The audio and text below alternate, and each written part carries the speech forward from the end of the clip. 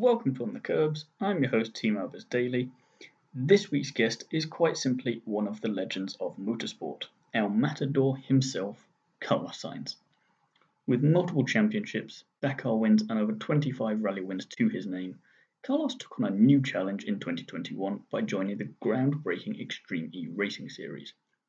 We caught up recently to chat about how he got into motorsport, what keeps him in the racing seat after all this time, the challenges and importance of Xtreme E, and much, much more. I hope you enjoy our conversation.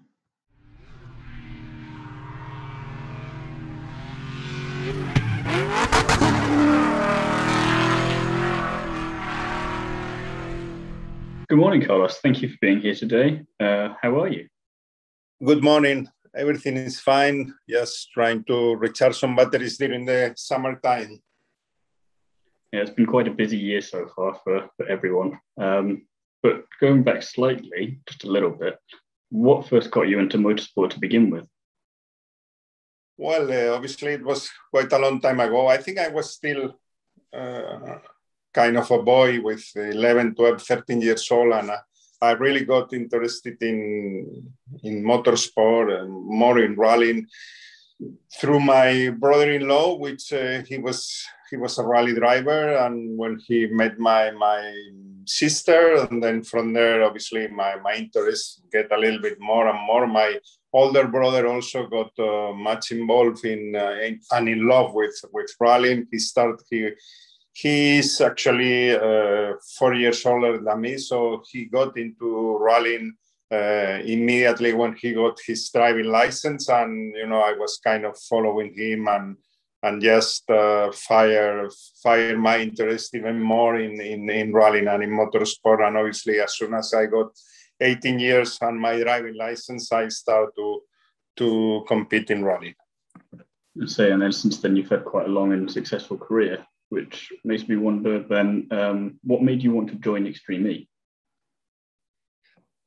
Well, Xtreme E, when I started to hear about that, obviously you have quite a lot of question marks. Then I have some kind of relationship with Alejandro, and Alejandro is a very special man who has the capacity to get things done and to do new things, and it's a really great entrepreneur. So he explained me a little bit. I spoke with him about my concerns. Then he kind of worked a little bit together to try to help him the format and things like that.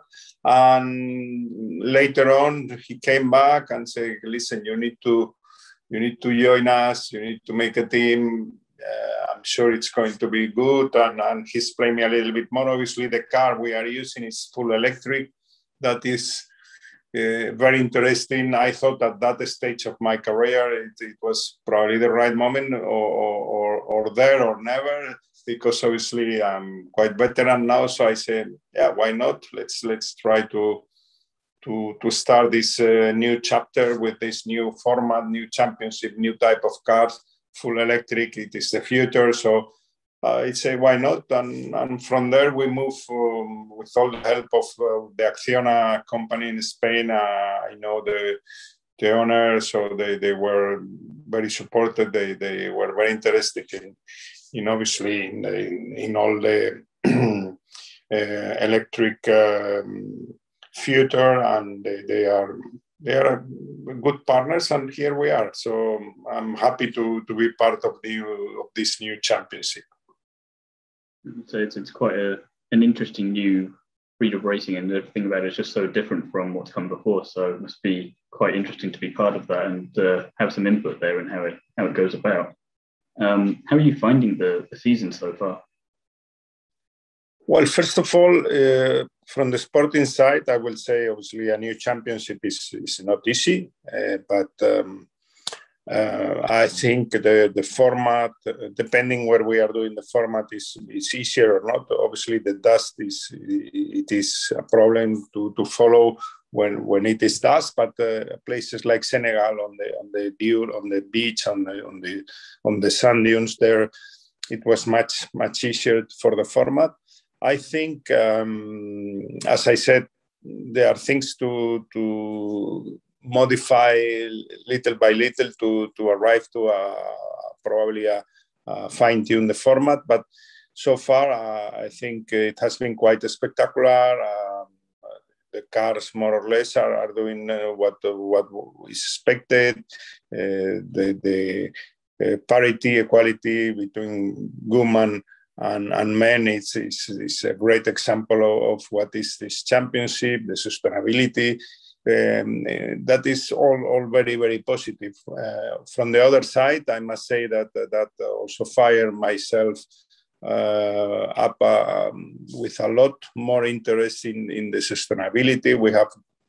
We got some really good explanations from the organizers, from really scientific people that explain us a little bit more about what are we facing, what problems we are facing, and it was really interesting for me to learn about that. So from talking to a couple of the drivers, they've said with the legacy projects, it's an interesting thing to have as part of a race weekend, because even if the racing doesn't necessarily go perfectly to plan, you've still made a difference, and you've still had a good weekend in a different respect. So it's very different from other race weekends in that way. Yeah, absolutely. I think, as I say, the electric cars, the sustainable competition, it's there.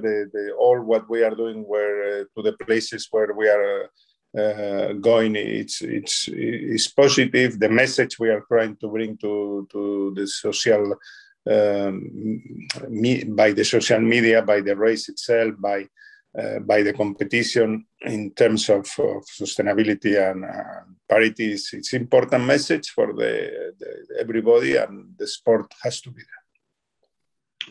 So you mentioned about the format a bit before. Is that the biggest challenge for you for Xtreme so far, or is there something else?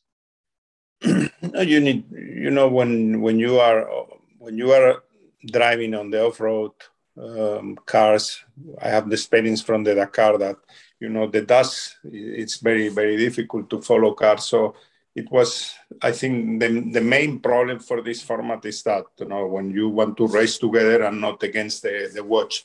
So that has been obviously possible in the second race where we were in Senegal. It was much more easier than in the first race. In the first race, especially in the morning, it was nearly impossible.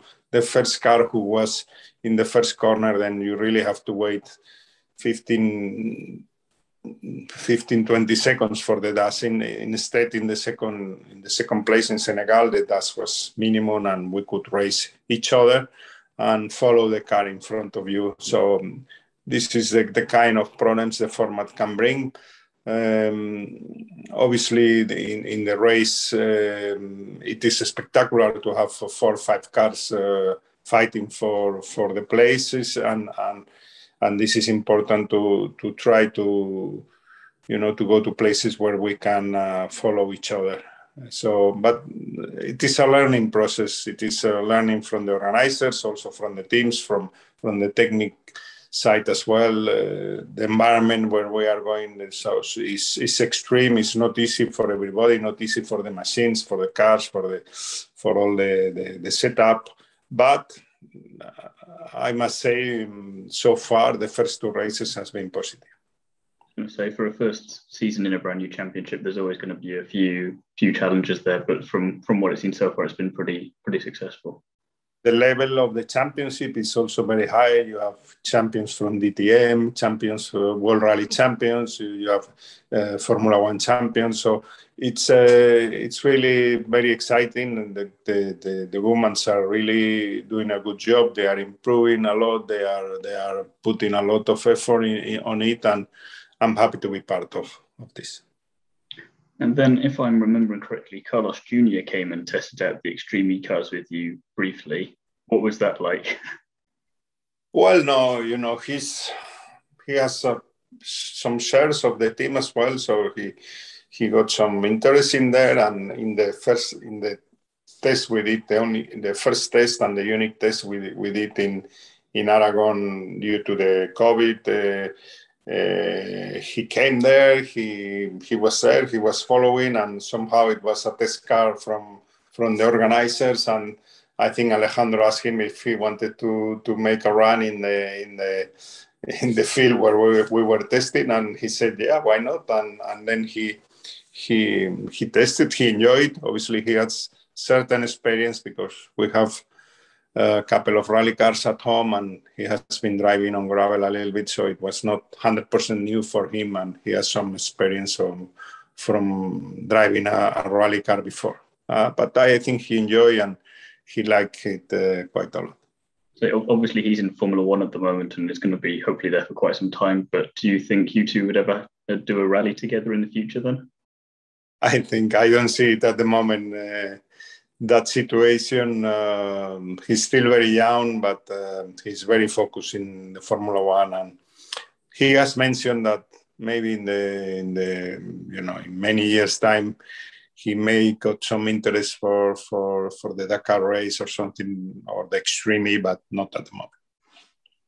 Then going back to Xtreme on the other side of things, has it been like having Layla as your teammate?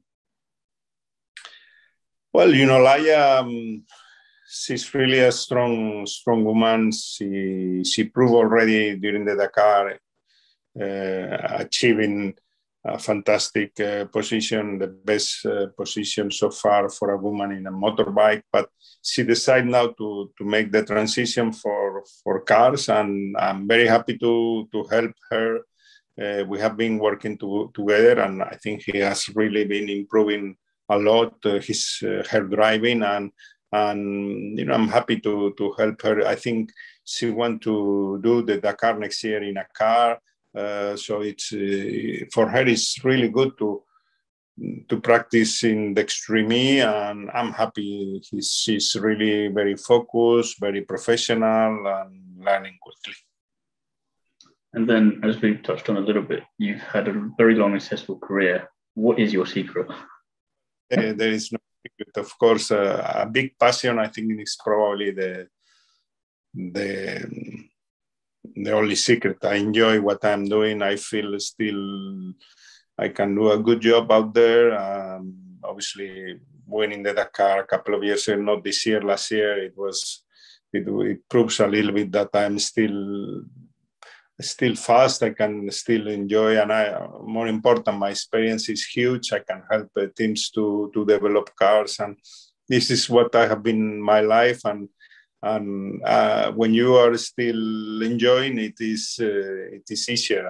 And of course, I'm veteran now, and it's not far away from end of competing as a professional. But I think every time I'm in the car, I'm putting all my effort to make a good job.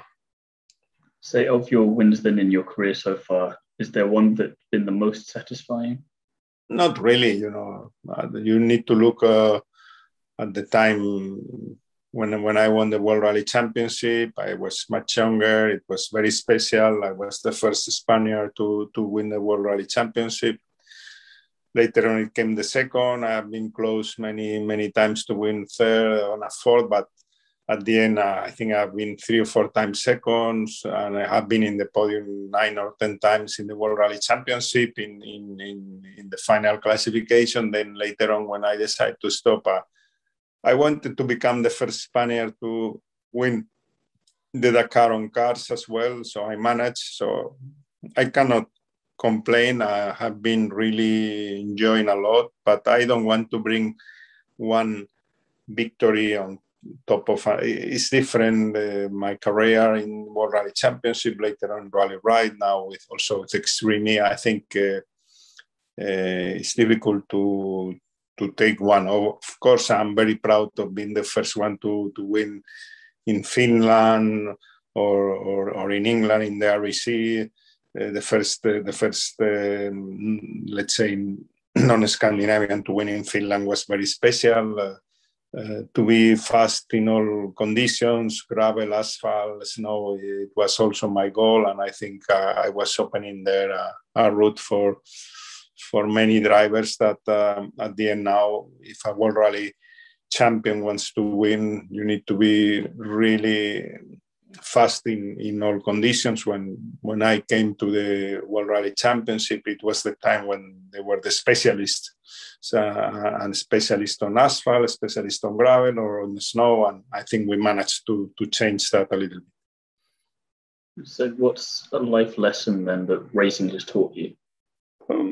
For me, the lesson I get from this sport, that is the question, is, the efforts always pay off. You need to work hard. Of course, talent is important, but work on the side is very important, and respect, and at the end of the day, you need to have a lot of discipline and a lot of attention to detail. Is also one of the topics which I will put on top. A couple of fun questions just to finish off then. What do you like to do when you have a day off to relax? Well, I still enjoy to do some sports, or going on the bike, or playing tennis, or playing golf, or playing paddle tennis, or sport is still my passion, and I'm happy when I'm able to still do some certain sport in a good level, and to keep myself fit. And the rest, I'm very normal. I try to have a nice time with my friends, with my family, with my two daughters and my son and my wife. My parents are still alive, so we try to spend some time all together, like now in Mallorca, and that is what is important for me, basically. Ideal time for it now with the summer break as well. Finally then, what's one meal that you can cook better than anyone else? I'm not so sure if I can cook something better than else, but I have a dish with a pasta that I make with some tomato sauce, very special sauce with tomato, with tuna, with some other secrets I have that I don't well, but I think that is quite a good dish, and a good way of cooking the pasta. And it is called spaghetti Matador, like my nickname was, and I think it's a good dish. So there we go. The cookbook will come out in a couple of years then. You will be invited. Looking forward to it. Well, it's been an absolute pleasure chatting with you, Carlos. I want to thank you for your time today, and good luck for the rest of the Xtreme season. Thank you very much. Nice to talk to you as well, and stay safe, and hope to see you soon.